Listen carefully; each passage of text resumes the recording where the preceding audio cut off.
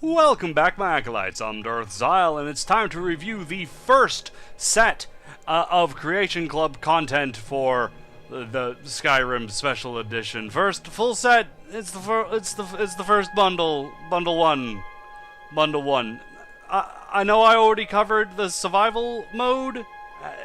There's a whole video dedicated to that one. It's good. It's nice. It's great, grand, and wonderful. The price is really up to you to decide if you want to pay for that, because it is good, but you know, maybe you just want the free alternatives. First up, we do have Ruin's Edge. This neat little bow is available for 400 credits. The bow does come with a nice, unique body model, texture, mesh. It really is one of the more unique options for bows I've seen out there. And the eyeball on it does actually look around and blink. Okay. It's just kind of there. Always looking at you. Always judging you. Sheogorath is a very, very weird god. Now, I've gotten this weapon at a relatively low level, so don't take my word for it that this is as good as it gets. I don't even have another bow to really compare it with, but it does randomly apply one of these effects to the target: Frost, Demoralize, Frenzy, Drain Magicka, or Paralysis. Much like the Oblivion Ruin's Edge, it's just kind of a shot in the dark in what you get. Unlike Oblivion's Ruin Edge, however, this looks a little cooler. Still very weird. Next up, we have the Knights of the Nine armor set, also from Oblivion. The armor does look rather nice. Shiny, good texture work, good mesh work. It also does come with the mace, a shield, and the sword. It also comes with a light armor variant as well, which, for some reason, you can't equip the light armor shield to your arm. You instead put it on your back like a backpack, because that makes perfect sense. Both the sword and the mace have fantastic texture and mesh work going on here. They look fairly identical to the ones from Oblivion. The sword in particular, I really do enjoy having that extra sheen to it. Also, the shape of the blade should piss off far less people, because it's not a paddle. I guess that's a big deal in fantasy games these days. So both the mace and the sword do 15 damage and burns the target for 15 points, much like the original back in Oblivion. The fastened shield of the Crusader, which is a backpack, but doesn't actually... It does give you armor, even if you don't wear it. My guess is because it's light armor, you're not, you have a shield, but you're not going to use it because you're not a warrior. You're more running around sneaking and shooting people with a bow. So yeah, I guess you just have it. It does give you the extra armor that a shield would have. You just don't get to have a shield. And the rest of it just kind of gives some standard buffs. The chest pieces in particular do help against undead if you're fighting against them. The best, however, does seem to be the heavy armor shield of the Crusader, which essentially gives you a... Spellbreaker, that's the name of that shield. Spellbreaker. Dawnbreaker? Spell... The Dwemer one with the... thing. Look, you got... It's thing. Alright? It's thing. You can pick up the set of Knights of the Nine armor for 500 credits. A bit much, but the quality is there and it is nice looking, so... You can choose. You decide. And last and possibly least, though it could turn out to be a lot better than it seems, is the Plague of the Dead pack, which is not a pack, it is simply zombies. Zombies are back. You start the game, you start the quest, you get a little letter from a necromancer saying, "Holy shit, the other necromancers have gone crazy and want zombies. Please help." And then you get there, and spoilers, it's gone bad. And you read and you complete it. But a couple of them have conjure zombie spells that you can learn. So you can do that. And the zombies themselves do drop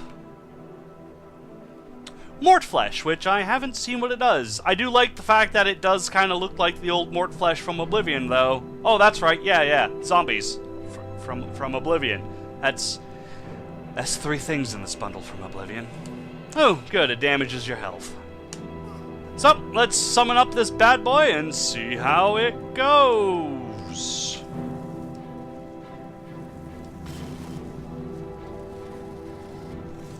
And it's a retextured Draugr. I mean, it's cool looking. I mean, oh god, actually that's pretty disgusting. You got bones poking out, the tongue's just lobbing out, a bit of intestines going. I am a little sad to not see any dick rip going on there, as that's typically how it was. The genitals were always ripped off to make it gender neutral, because zombies are very progressive people. So you might be asking yourself, why the hell would I want just a new spell to summon a zombie? There does seem to be a bit more. I have yet to really encounter it, but according to the page description, these things can just spawn mostly at night, and especially in certain areas. My guess is going to be graveyards. And yeah, apparently this Mort Flesh is a pretty good ingredient for things, probably, like, if you're, my guess, an assassin and want to make poisons. Because the very first thing is a pretty powerful thing that you can now combine with Nirnroot, which is pretty much everywhere. You can pick up the zombie DLC for 400 credits. Yep. And it would seem that I forgot a few things in the Creation Club's Bundle 1. It is my fault. I didn't look through all the tabs. I figured everything would have been on the featured page, because, you know, that's where they always show off all of the new stuff instead of just the most expensive. So basically, part 1 was all the expensive shit. Now we get in the things that cost 100 to 200 credits. Forgive me, I don't remember right off the top of my head what each individual piece costs, but it's about 100 to 200 credits, so, yeah, it's a lot of stuff, okay? Alright. First up, we got all these special little elemental arrows. They are quite nice. They come in telekinesis, lightning, fire, ice, soul stealer, and bone. Now, the fire, the ice, the lightning, they're all quite nice. There are, of course, mod alternatives, but they don't really have a special look to them as far as I have seen. The quiver is quite nice, quite well animated. The Soul Stealer arrows in particular are quite interesting, as they're not just a soul trap. On a lethal blow, it actually makes you a compatible soul gem and puts that soul inside of it, so...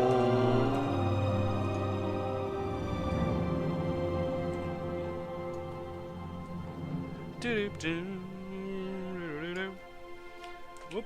Come here. Here we see a sped up Darth Xile. Sped up, so that way you can reach the inevitable that much quicker. It doesn't work on people? Well, it's not a black soul arrow. Right. Now, the telekinesis arrows seem to be interested because it's actually a 2-part process of using these, as you can see, it remains suspended in the air until released using the lesser power telekinesis arrows, which, if we go over to the power slot, we will see telekinesis arrows. I haven't actually tried this. I have a feeling of what it's going to be.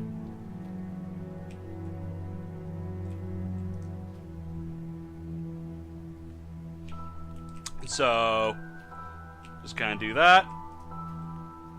There you go. So, if you really want to have some fun, I suppose you can just... You don't even really need to knock it back too much. You can just kind of do that. And if you don't want to do that, you can always like take your arrow back and oh.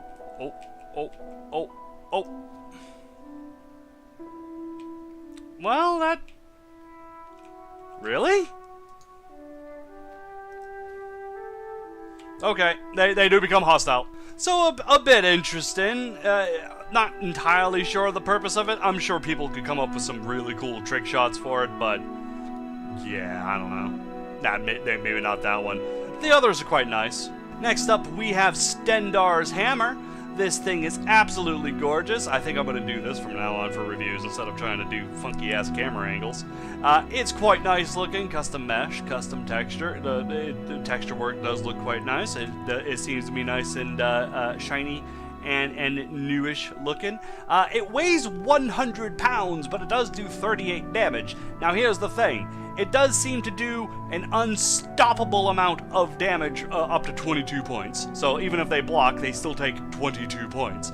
But it does deplete 20 of your stamina per hit. So yeah, you're probably gonna kill a lot of things with this, but it's gonna whoop your ass. And I'm not... Yeah, I'm fine with that. I'm fine. And... Oh, yeah.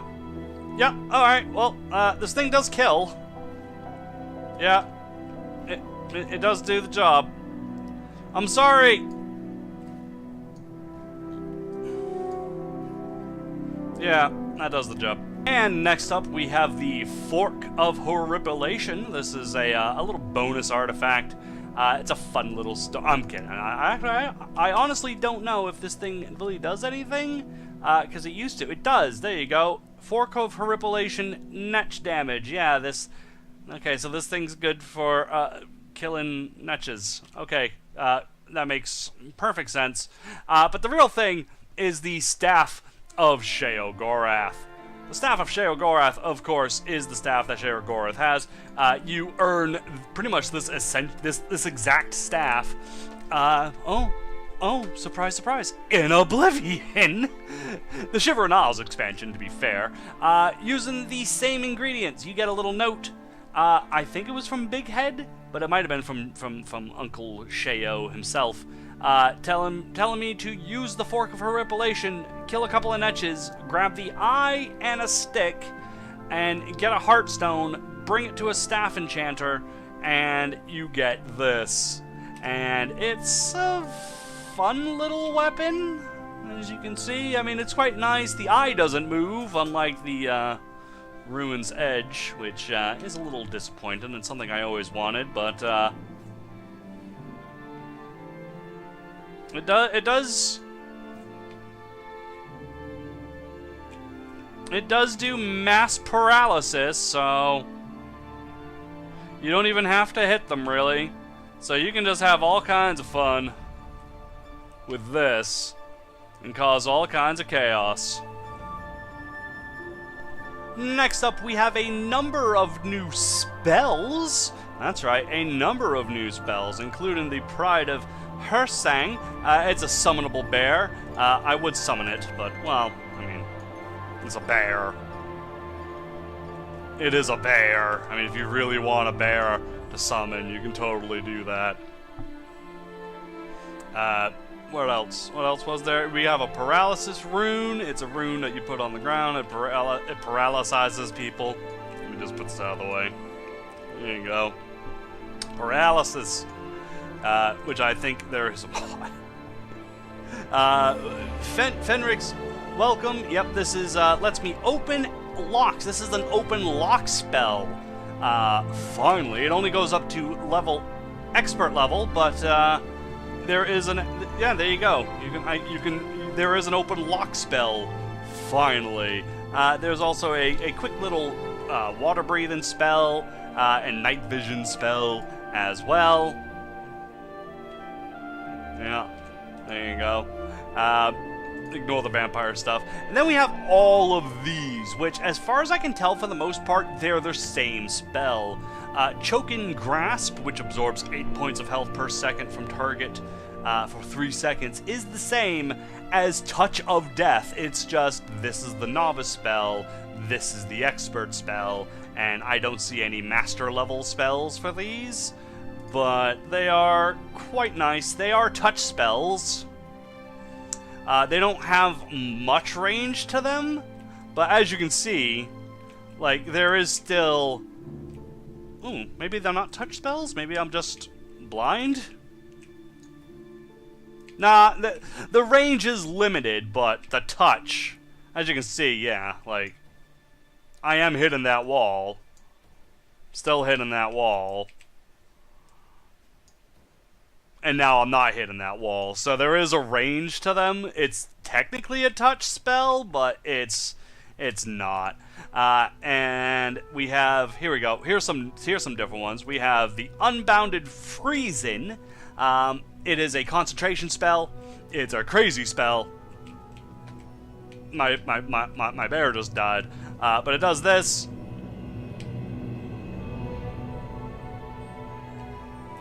And as you can see, it is freezing people as I run past.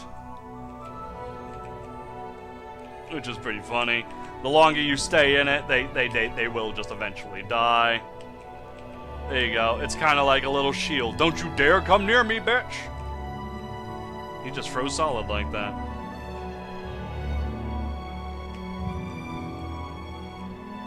There you go. You gonna start taking damage? No? Alright. The Unbounded Storms. This is a fun one, but it's a little weird as, you know, we got this, you make this storm cloud above your head, but it doesn't seem to follow you. Yeah. See, the storm cloud doesn't follow you around. It's weird. Still, it's a pretty cool spell, really. Like, you could imagine just like dual casting this. And just standing there, just but it doesn't follow you, unlike the other one, which is a little disappointing. And lastly, we have the Unbounded Flames, which is kind of like fireballs, but they're like machine guns, and they go in an arch, and when they land, they make a wall of flames. So, you know. It's kinda cool, I gotta say.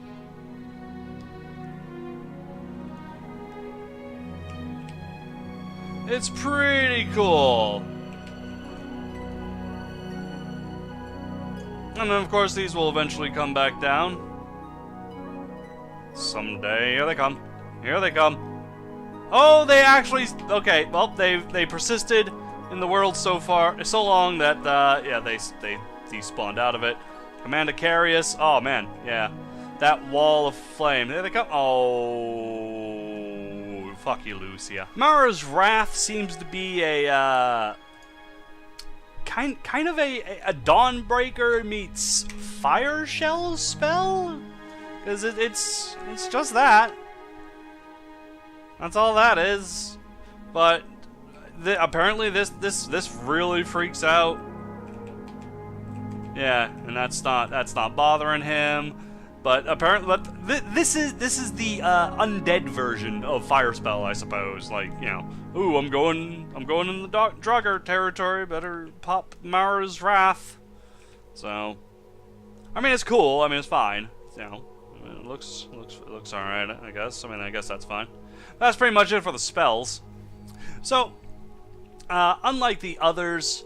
well, all the other things. There is no mission or anything to really point you towards getting them all. Like the spell tomes, you get them all in one go from a single chest in a dungeon, which is a little lame, but it is good to see that you can buy them. So I actually don't have the robes, so I came here just to get them, and apparently this is what they are. They're newer colors, but they're also with new enchantments, destruction and alteration, which that's interesting. I would try to showcase these more, but I mean, it's just the standard robe with a color inside. The pictures on the front of the Creation Club page. I think that would do a good enough job explaining, like, yep, this is what it would look like. I just wanted to find one so that way we could see exactly what it does, and it looks like it's like a combination of things instead of it just being just restoration or just conjuration. Now it's a combination of destruction and alteration, and probably like restoration and conjuration, and you know, those types of things, which is quite cool.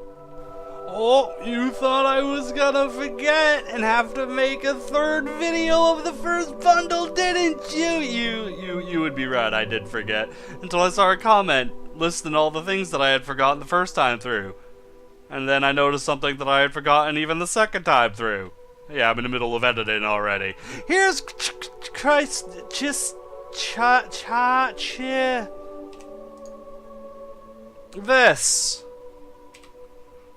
It's this. I can't pronounce it, but it does look quite nice. It is obviously a legendary weapon from the olden days. Very powerful, 34 damage, and I'm not even that high of a level. It does grant me 50% resistance to fire, which is very good as a vampire. Allows me to absorb 10% of magicka, and I slowly regain health during combat.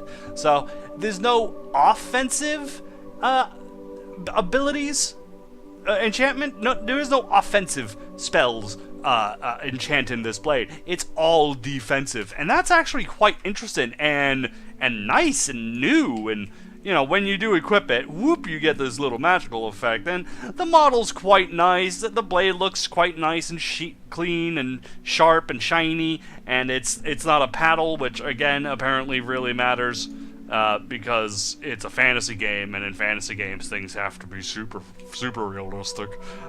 Realism to a point. All right, blades are fine in my opinion. Just look at WoW. Nobody complains about WoW. Actually, they do complain about WoW. This is all right weapon. It does. I mean, it kills people. I mean, you're probably not supposed to do that with like the weapon of a paladin, but I mean, you totally can. And the quest to get this is pretty good too. It's nothing special. It's, again, it doesn't really have its own quest per se.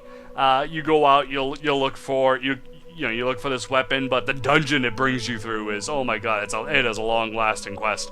I won't spoil it in case you've never been there, because I just did it, and I didn't remember a damn thing about it, so... And I've played this game so many times, I know everything, and I do not remember that mission at all. I do not remember it. So yeah, there you go. It's Christ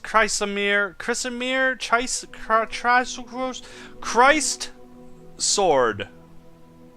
That's what I'm calling it. So there you go. That's the missing pieces that I messed out on the first time. And I have to say, I actually like these bits a hell of a lot more than the featured, the ones that they really shoved down our throats.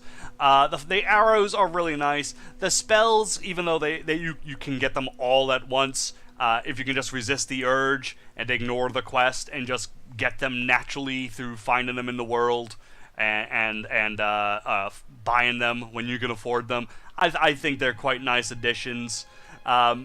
The weapons are pretty good. The missions aren't too bad. The Cheryl Gorath mission was actually pretty damn good. The missions to learn the telekinesis arrows and the soul stealer arrows were interesting. Took you to some new areas. Not new, like new, but you know, it took you to areas that you know you could understand and be like, oh yeah, okay, yeah, I can buy this. So it wasn't the worst thing in the world, and they're not the easiest thing in the world to make.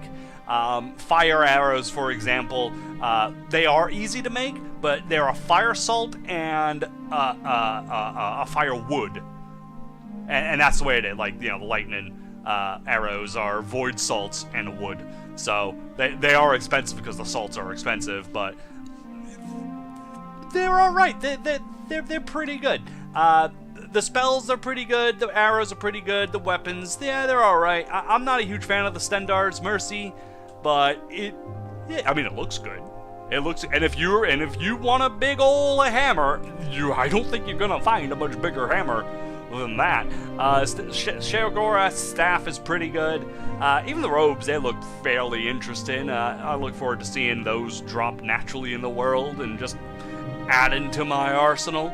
But yeah, the Ruin's Edge, I didn't really praise it too much, but I actually do like the Ruin's Edge, especially in conjunction with these new arrows. Those are quite nice. And of course, survival mode is a win-win. Get that while it's free, because it's free right now, unless you're watching this like a month after I put out the video, then it's not free. Sorry about that. You really should have got on that when you could have, because it's actually pretty good. It really is. That is pretty good. So yeah, all around, there's actually more good in this content pack than I initially thought in part 1, because I didn't know all this stuff did exist. So yeah, there's actually a lot more content, good content in this, and for $1 to $2, you know, you can't go wrong with all those extra spells and all these fancy arrows. That's pretty good. They're pretty good. So I would actually recommend the spells and the arrows. The weapons, that's up to you. But yeah, arrows and spells, I'll happily keep those in my playthroughs for the future. And until next time, I've been Darth. You've been a fantastic audience, and I'll see you in the future.